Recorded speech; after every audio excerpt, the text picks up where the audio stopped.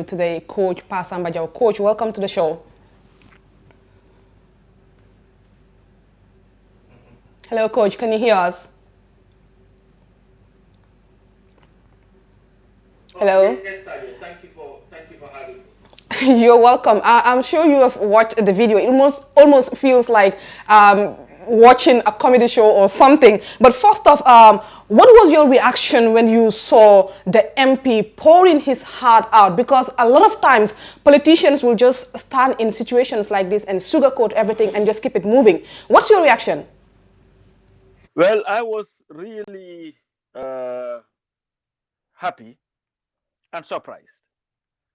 Surprised in that this would be the first time ever in our history where a sitting opposition MP, I've never seen it, was allowed to speak at meet the people's store or meet the farmer's store. And that was the surprise that they allowed him to speak. And happy that Mr. Ceesay was so eloquently uh, effective in making a case for his constituents. So that was my first reaction, definitely. Think our politicians in the Gambia can take away from this? Because like I said, in most cases and during situations like this, people just stand there and try to say things that will be pleasing to probably the head of state. They will just stand there and sugarcoat instead of putting it to him what their constituents are facing. What do you think our politicians can take away from this? Well, I think, like you said, it is the duty of politicians, especially those that are in governments in waiting, because every opposition party is supposed to be a government in waiting, is to be able to speak truth, and that is truth to power, and even give credit where credit is due. And I think this should be a trend. One thing that must not be lost in all this, Section 221, subsection 15 of our Constitution, is the provision that mandates the president to tour the country twice a year. And the objective of the tour is to be a listening tour, to listen to the concerns of the people and take them in. Unfortunately, like his predecessors, Adama Barrow has transformed this tour into a political tour where he is selling his political agenda. In essence, in violation of the constitution of the Gambia.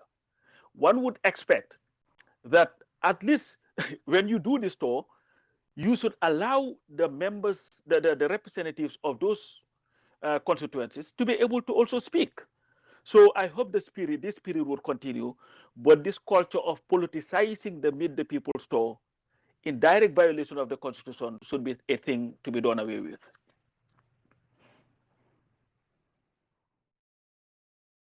He said, why come koko oka mu okala, whatever he meant. What do you make of his statement? First, I was not surprised by Ahmad because this is classic Ahmad, and I think Ahmad has now turned himself into, if you want to call it, the Gavel of Adama Barrow, just like what Yankuba Ture was for Yaya Jammeh. There were things that Ahmad said that were both unlawful and untrue. First, the tour is not meant to disparage other citizens. It is not meant to try to curry favors from voters so that they will support your political party. It is not meant to try to lure your opponents to join your political party. This tour was financed or is financed by the taxpayers, the Gambian taxpayers. And these taxpayers include APRC, DOI, GDC, UDP, NPP, you name it, to the tune of $6 million. And does not include all the wastage that comes with it. Now you can see that our government is on a standstill. You go to offices, you don't find anybody there. Everybody is on the tour. That is one thing. Secondly, when Ahmad said that Mr. Ceesay, Honorable Ceesay, voted against development of land in those areas, that was a lie. That did not happen. So if Ahmad had said that, pretty much what he said was the development of API, GDC, dafa mel ni poudre la, if you want to call it that, ba ngelaw gi fuufee bu tasaaroo. One can also argue ne his response was like mbumbuyan, ba ngelaw got fuufee sila now, because of it could not stick because it was not based on facts and truths. And secondly, the GDC is a bona fide political party. Don't go there and call them opportunist. And it is very sad and very opportunistic of Hamat to, in fact, cherry pick and accuse the GDC of being, what did he call them, political opportunists, because Mama Kande refused to join the coalition. And this got me thinking. In 2016, when we were fighting for a coalition, one of the most prominent members of the GDC in the diaspora then was Mr. Sehumbalo. And there are records, you can go to Freedom and listen to them, where he advocated against the GDC joining the coalition. Today, that Sehumbalo is the deputy youth advisor of the president, who is the opportunist. Sidi Njai, at this time, 4 years ago, this very time, Yaya Jammeh had delivered a speech yesterday, 4 years ago yesterday, when those Nigerian lawyers came. Sidi Njai was by his side. And their utterances were, Jammeh was not going to go anywhere, Barrow was never going to be sworn in because the elections were stolen, leading to many Gambians packing their things for the first time in our history, running across the border, and a lot of people lost their lives. Who is the opportunist? Today, Sidi Njai, we've seen him with a big waramba addressing those things. So you see, when you speak, be guided by the language of facts. Trying to just sully the name of a person and using all this nonsense talking about the guy won by 43 votes. Let's look at those numbers. I know you didn't ask, but I just want to take that opportunity to address it. Here were the numbers. Honorable Ceesay of GDC won. His total number of votes was 1,803 votes. The next one was the candidate for UDP. His total votes was 1,760 votes. The third was who? The candidate of DOI. He had 1,339, something like that. The fourth was the candidate of APRC. He had he had 545 votes. The fifth was who? The candidate of GMC, 533. Guess who was the last? Hamat's own candidate, Mr. Gay. He had 222 votes. So don't go there flouting numbers as if you did very well, because the reason why I'm mentioning Ahmad Ba's candidate, because Ahmad Ba had said, I had a candidate here. Your candidate took last kaka. He was defeated by Mr. Ceesay by about 1,571 votes or so. So to me, this is all a joke, and we need to be able to move away from this nonsense of just disparaging people because they happen to speak truth to power. Some of the things that Ahmad Ba said are in fact unlawful. And fellow human rights activist Madi Jobate is also saying the same thing. He's actually calling for the Inspector General of Police to arrest Ahmad Ba, which I don't think is possible. He's saying that he should be arrested for false publication and broadcasting by distorting the proceedings of the National Assembly. Is that a reach, or is that something that you are in for too? Well, I'm not going to call for his arrest, but what Madi is saying is true. Let's look at the law. The law says that if you publish anything that is false, you are guilty of a crime. Did they expunge that law? They did not.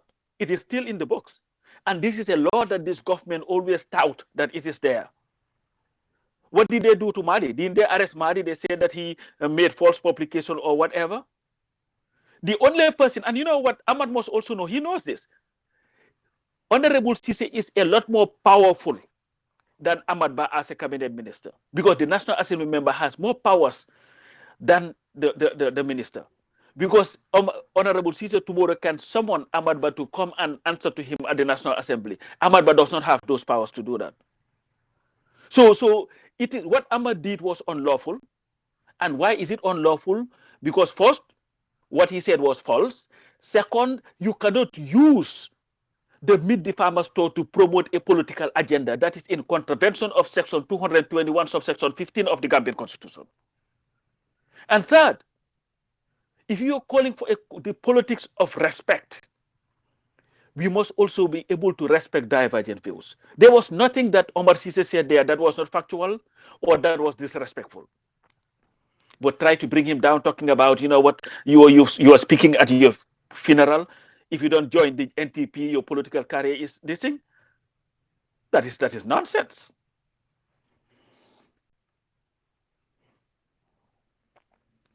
Made by Hamat was an attempt actually to try to create a mistrust between the MP and his people. Would you agree that this might cause some problems for his political ambition in the future? Well, Hamat must know this. I remember when independent newspaper was attacked, and Hamat, when they got the information, Hamat stood in the National Assembly and spoke truth to power on that issue. He could not have been arrested because according to our laws, you cannot arrest or charge anybody with a crime, a National Assembly member, based on what they say on the House floor. He was able to do that. What did Yahya Jammeh do? We saw Yahya Jammeh came and said that there are two MPs who have big mouths. They are Halifa Sallah and Hamat, and it is his goal that they will never go back to the National Assembly. Hamat was not happy about that. So Hamat must not be consumed by the trappings of power to start forgetting the struggle that he waged. And to the people of Nyamine East, you'll be foolish to dump Honorable Ceesay, who I have followed keenly. I don't support GDC. And he is nothing but a pride to the nation and the democracy that we are trying to build. I think he is a very effective representative of his people, and the people of Nyamina should return him to the National Assembly. Himself. I want to say to Mr. Ceesay, keep your head high. Do not be intimidated. Do not be discouraged. Do not despair. You serve as an inspiration to a lot of Gambians. And you know what? Politics in our region is nasty, but it should not be. What you've proven is that you are an intelligent young man, a patriotic Gambian, a person who knows what to say and when to say them, and most importantly, to do it in the most dignified and respectful manner. So, Mr. Ceesay, Honorable Ceesay, I know you're a young man, but as somebody who had followed politics for a very long time, from the First Republic to now, I am inspired. And keep on keeping on. Do not be discouraged by Hamat or anybody else who is driven by what they are getting from power and not speaking truth to power or leading in the interest of the people. Well, thank you very much there to our guest, Coach Pasamba Jow. Coach, thank you very much for coming through to the Fatu Network News Review. Thank you. Thank you very much. Well, that will be it for News Review this evening. Do join us tomorrow.